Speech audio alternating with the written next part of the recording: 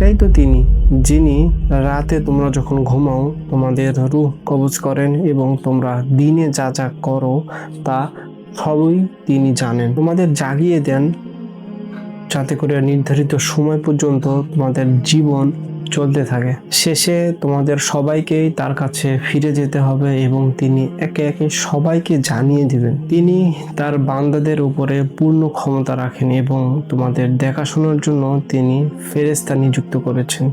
যখন তোমাদের কারো মৃত্যু চলে আসে তখন আমাদের ফেরেশতা রূহ নিয়ে নেয়, আর তারা এতে কোনো ভুল করে না। তারপর কিয়ামতের দিন সত্যিকারের মালিক আল্লাহ তাআলার কাছে সবাইকে ফিরিয়ে আনা হবে। জেনে রাখো, সব আদেশ তারই, তিনি খুবই দ্রুত হিসাব নেন। সূরা আল আনাম আয়াত 60 থেকে 62। আল্লাহ হাফেজ।